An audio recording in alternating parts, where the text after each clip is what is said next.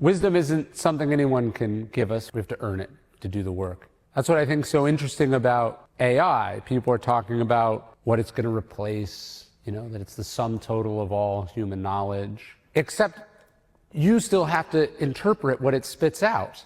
I was working on something on the wisdom book, which I was just finishing, and there was a quote that as I read, I take all these notes, and I forgot to say where I'd gotten a quote from. I'd marked that it was a quote, but I wanted to check who it was from. I asked ChatGPT, I said, where does this quote from Lincoln come from? And it said, oh, that's actually not a quote about Lincoln. It said, that's Mark Twain talking about Charles Dickens or something like that. I said, I don't know, I'm pretty sure it's about Lincoln.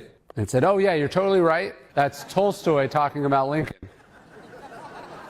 And I thought, oh, no, I just read Tolstoy's very famous meditation on Lincoln, and I knew it wasn't in there.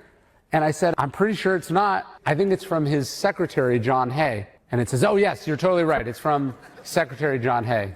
And I said, really? Can you prove it? Where's it from? And it said, oh, it's in book 11 of their biography of Lincoln. And I pulled up book 11, and it was about something totally different where this quote wouldn't have been. I said, no, it's not. And it said, you're right. It's not. But they said something very similar.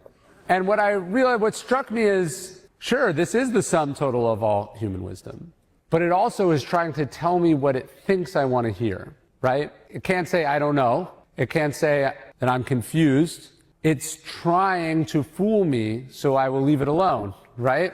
And so even this incredible tool, and I had no problem with tools. I prefer a lot of analog things, but I'm always interested in how new tools can help you and make you better. What struck me about this is, still, even wisdom, intelligence, skill, insight, the ability to communicate, all the sort of things that go into wisdom, experience, intuition.